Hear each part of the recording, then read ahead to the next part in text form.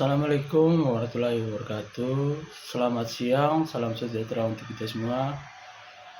Perkenalkan, nama saya Stanislas Paskes Belit dari Prodi Sejarah Angkatan 2023. Pada siang ini saya akan menjelaskan mengenai suku etnis Manggarai. Suku Manggarai adalah kelompok etnis berasal di bagian barat Pulau Flores di Provinsi Nusa Tenggara Timur. Suku Manggarai utamanya tersebar di kabupaten di Provinsi NTT, yaitu Kabupaten Manggarai Barat, Manggarai Tengah, Manggarai Timur. Menurut catatan sejarah, mereka secara historis dikuasai secara bergantian oleh suku Bima dengan Kesultanan Bima dari Pulau Sumbawa dan suku Makassar dengan Kesultanan Gowa dari Pulau Sulawesi. Di bawahnya terdapat beberapa kerajaan lokal. Kerajaan Riau yang didirikan Putri Sultan Gowa bernama Daeng Tamina yang mempersunting Pangeran Bima. Penguasa Riau menjadi perwakilan Kesultanan Bima bersama penguasa Pota sehingga keduanya bergelar naik. Kerajaan-kerajaan kecil lainnya disebut kedaluan dipimpin oleh seorang yang bergelar daluan. Tiga kedaluan yang pengaruh kuat disebut Dalumisi atau kedaluan besar. Mereka adalah Kedaluan Todo yang pendirinya merupakan seorang Minangkabau bernama Masur, Kedaluan Cibal dan Kedaluan Bajo, para naib atau Rio dan Pota, dan Kedaluan Todo kemudian membawa beberapa Dalukoe atau kedaluan kecil.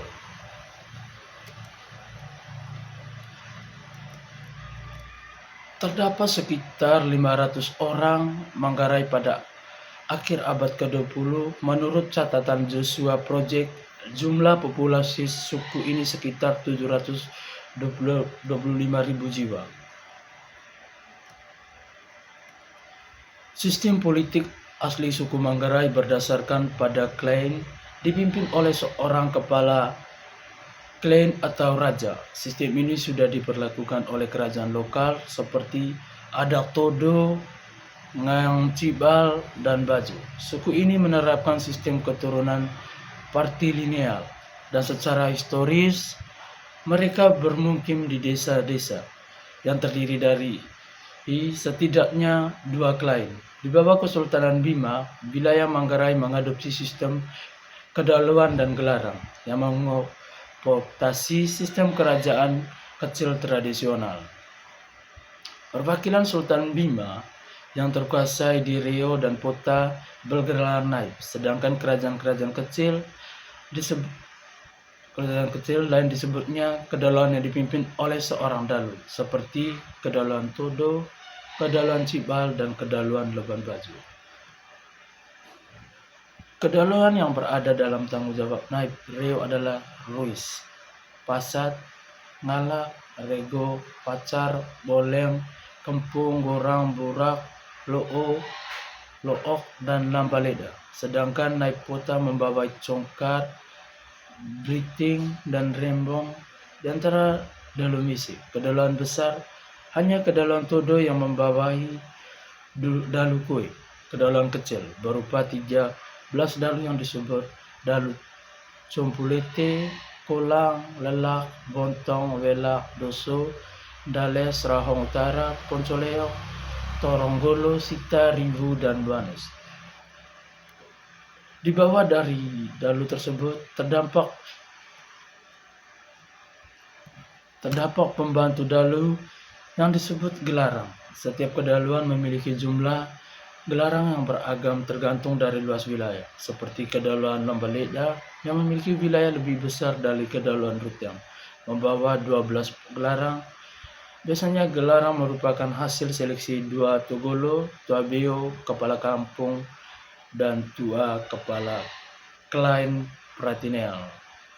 Oke, selanjutnya saya akan menjelaskan sejarah Hari Pelawan. Sejarah Hari Pelawan di Indonesia berawal dari pertempuran Surabaya pada tanggal 10 November 1945. Pertempuran ini merupakan salah satu pertempuran terbesar antara rakyat Indonesia dan tentara suku Inggris dan Belanda. Setelah proklamasi kemerdekaan Indonesia pada tanggal 17 Agustus 1945, pertempuran pecah sebagai respon terhadap ultimatum pasukan sekutu yang meminta rakyat Surabaya menyerahkan senjata. Namun rakyat dengan semangat juga juang tinggi menolak. Konflik ini menyebabkan ribuan pejuang dan warga sipil gugur demi mempertahankan kemerdekaan Indonesia. Peringatan Hari Pahlawan resmi ditetapkan melalui keputusan Presiden nomor 316 tahun 1959 yang mendatangi oleh Presiden Soekarno. Tujuan penetapan tanggal 10 November sebagai Hari Pahlawan adalah untuk memperingati generasi penerus akan nilai perjuangan dan pengorbanan para pejuang kemerdekaan, serta untuk menumbuhkan semangat nasionalisme dan cinta tanah air. Hari Pahlawan adalah untuk mengingat generasi penerus nilai perjuangan dan pengorbanan. Hari Pahlawan bukan hanya sebuah peringatan seremonial, tetapi juga sebagai peringat bahwa kemerdekaan yang diraih bukanlah hadiah semata, melainkan hasil keras dan pengorbanan besar para pahlawan yang mempertahankan kedaulatan bangsa melalui perjuangan dan pengorbanan jiwa raga.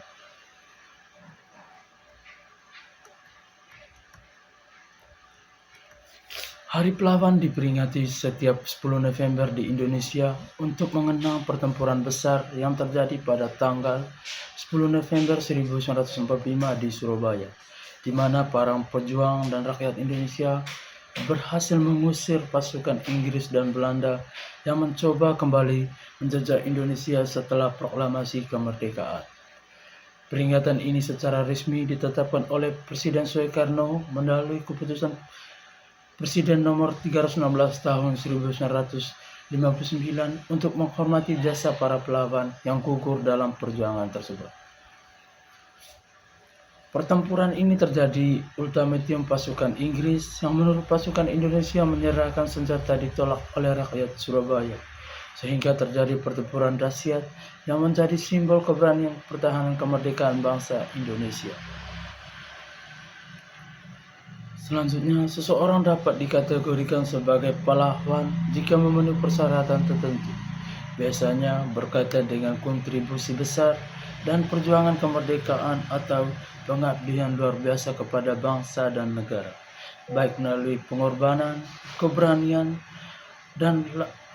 dalam pertempuran atau pengabdian di bidang sosial, politik, maupun kemanusiaan yang membawa perubahan positif bagi Indonesia.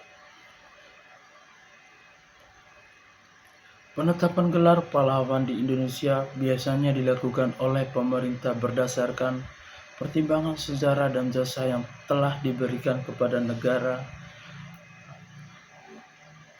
Hari Pahlawan diperingati 30 November karena mengenang pertempuran Surabaya 1945 yang heroik. Penetapan Hari Pahlawan dilakukan Presiden Soekarno melalui Kepres 1959. Mungkin itu saja dari saya mengenai Hari Pahlawan dan sejarah etnis suku Manggarai. Atas perhatiannya saya mengucapkan terima kasih banyak. Assalamualaikum warahmatullahi wabarakatuh.